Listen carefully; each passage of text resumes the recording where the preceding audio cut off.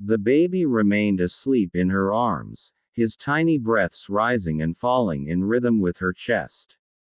She shifted her weight slightly, her back aching from standing too long, but she didn't complain. For once, her body didn't feel burdened, she felt purposeful. She knew the moment wouldn't last, that eventually the child would have to return to his father, and she would return to clearing tables and scrubbing mugs. Yet there was something magnetic in the silence between her and the man across from her, a silence that spoke of recognition, even if neither wanted to admit it aloud. The CEO watched every small motion she made. He had spent years reading people, competitors, partners, employees, searching for tells, weaknesses, leverage. Yet she didn't play any game. Her movements were genuine, instinctive, untouched by performance. He wondered when was the last time he'd seen such authenticity. Even in his home, surrounded by nannies and staff, every smile directed at his son came with calculation or formality. But here, this waitress soothed his air with nothing but a quiet hum and a patience he could not command. His phone buzzed on the table, the screen lighting up with the name of his assistant. Urgent matters awaited. Meetings, contracts, negotiations. Normally, he would have answered without hesitation. But today, he let it vibrate unanswered, the sound harsh against the stillness, until it finally fell silent.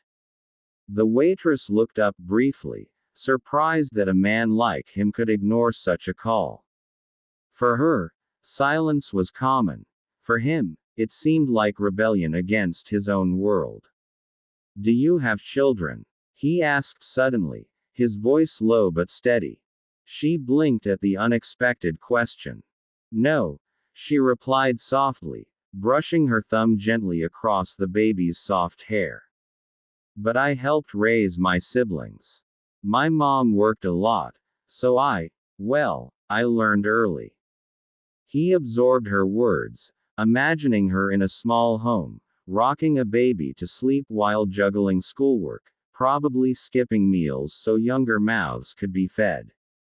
Something tightened in his chest. A mix of respect and guilt, though he didn't quite know why.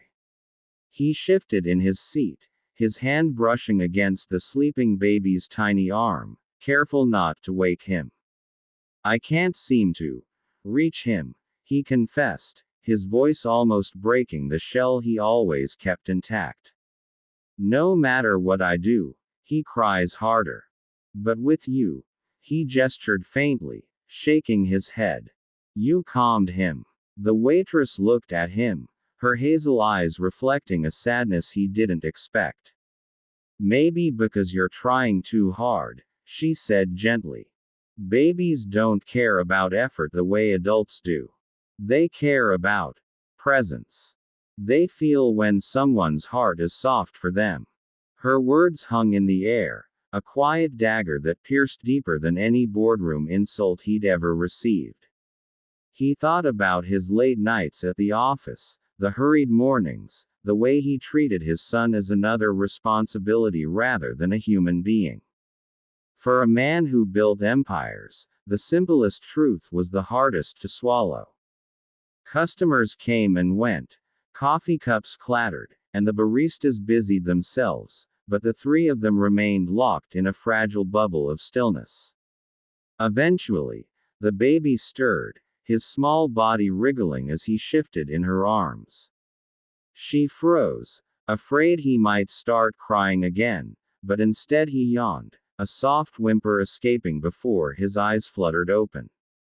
He looked up at her face first, not his father's, and let out a tiny coo, his lips curling in a sleepy half-smile. The CEO felt an unfamiliar sting in his chest as he watched his son's first instinct be to seek comfort from someone else. It was jealousy and longing twisted together, but it was also awakening. For the first time, he realized that love couldn't be commanded, couldn't be bought, couldn't be delegated. It had to be earned. nurtured. Reluctantly, the waitress shifted the baby back toward his father, her arms lingering a second longer than necessary. He accepted the child carefully, the boy squirming lightly but not resisting. The CEO looked down at his son, who gazed back with drowsy, trusting eyes, and he felt a crack in the armor around his heart widen further. He swallowed hard and looked up at her. "What's your name?" She hesitated, unsure if she should tell him. Men in suits like his rarely cared to ask, and when they did, names became irrelevant as soon as the task was complete. Still, something about his tone was different. "Elena," she whispered.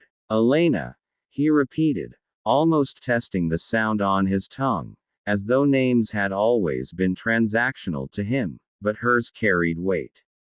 "I won't forget that." Her cheeks warmed, though she quickly busied herself with adjusting her apron. The spell of the moment was breaking, reality creeping back in. Customers needed service, tables needed clearing, and she could already see her manager watching from the counter, displeased at her lingering too long at one table.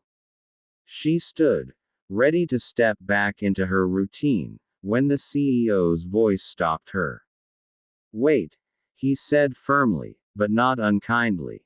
He reached into his jacket, pulled out a sleek card, and slid it across the table toward her. "If you ever need anything, call me." "For him, for yourself. Anything." She looked at the card, her fingers trembling as she picked it up.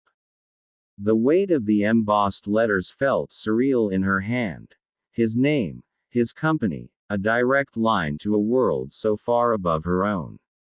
She had no idea why he would offer her such a thing. Was it gratitude, pity, or something else entirely? She nodded once, tucking it into her apron pocket, though a voice inside her warned that cards like these carried complications. He watched her walk away, her steps quick, her figure fading into the ordinary motions of a waitress. Yet something in him refused to let her vanish as just another stranger.